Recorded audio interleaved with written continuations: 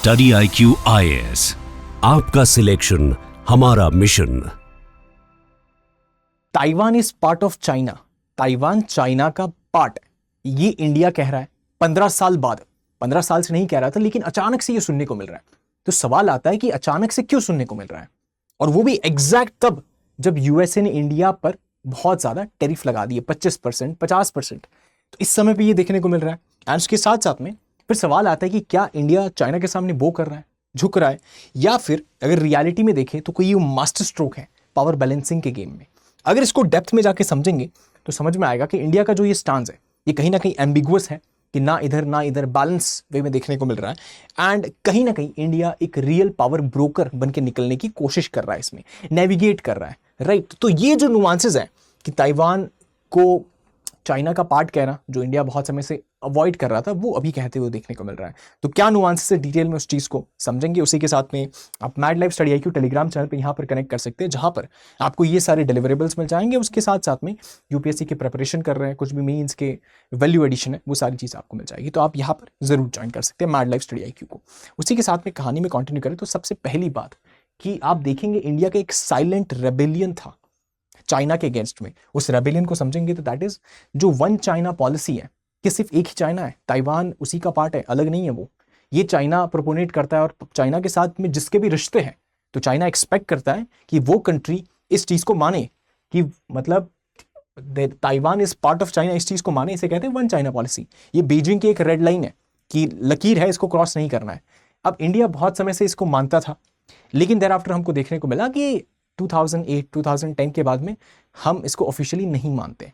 तो जब ये चीज हुआ एंड सडनली आप इसको समझेंगे कि जैसे 1950s से ऑफिशियल डिस्कोर्स में देखने को मिलता था, लेकिन 2008 से 2010 के बीच में चेंजेस देखने को मिले।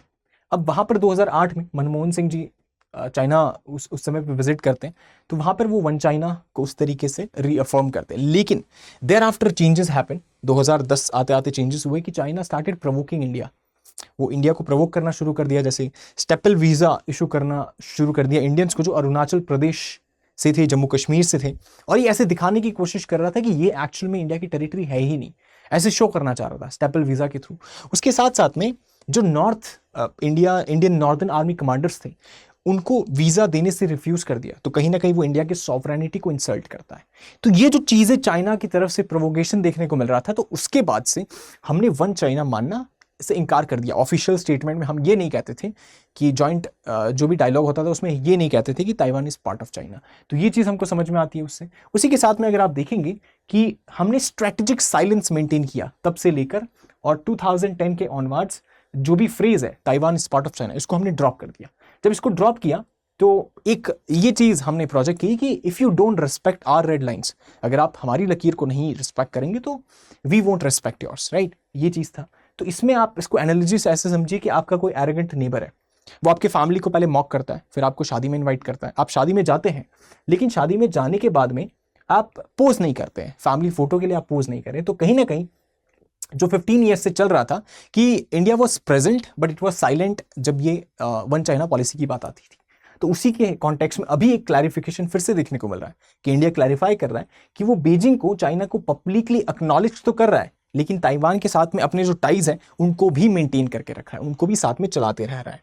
दूसरी बात आती है इसमें कि ताइवान का एक पैराडॉक्स अगर आप समझेंगे तो पब्लिकली बहुत समय तक हमने 15 साल तक हमने उसको डिनाई किया, लेकिन प्राइवेट पार्टनरशिप ताइवान के साथ में हमको देखने को मिलती थी।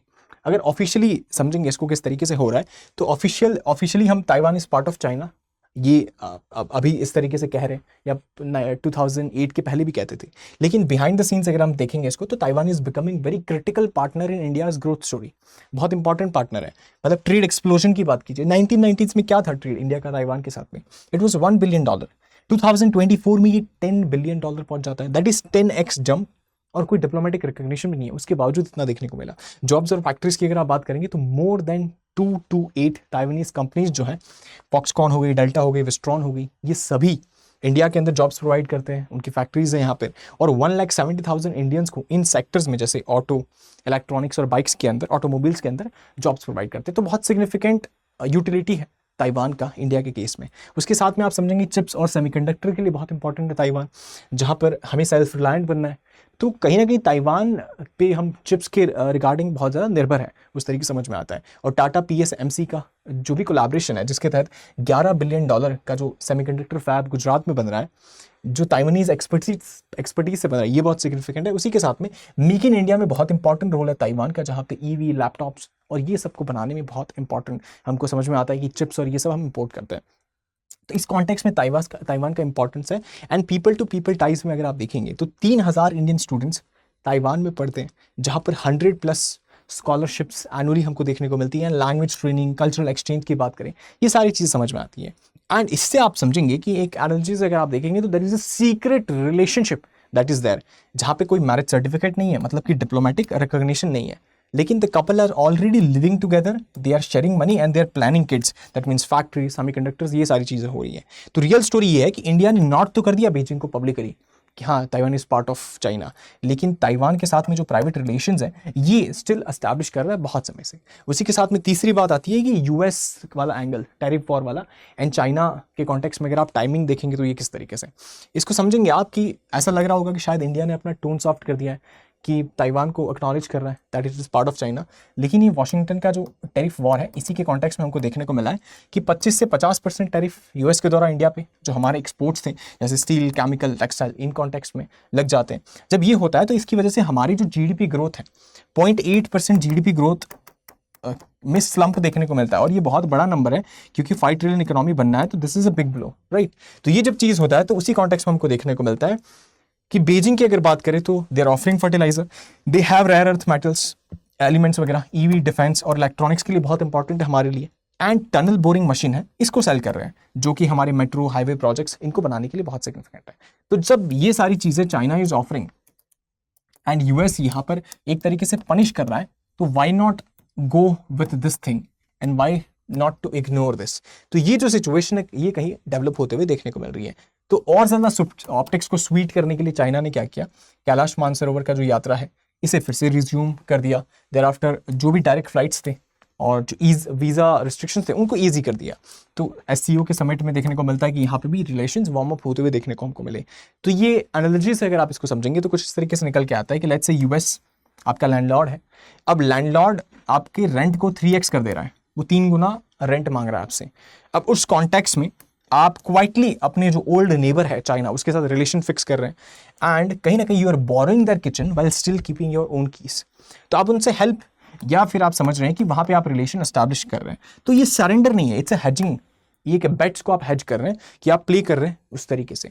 आप इसमें देखेंगे तो तीनों ही जो प्लेयर्स हैं, चाइना, US और ताइवान, तीनों ही इंडिया के लिए बहुत इंपॉर्टेंट है।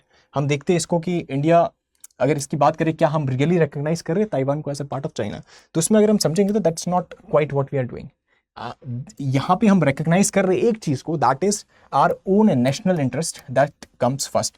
ताइवान की बात करें तो इंडिया को चिप्स एंड टेक्नोलॉजी के माध्यम से हेल्प करता है। चाइना की बात करें तो रिसोर्सेज और सप्लाई चेन उसकी बहुत मजबूत है। US की बात करेंगे तो मार्केट और कैपिटल उसका बहुत ज़्यादा डीप है।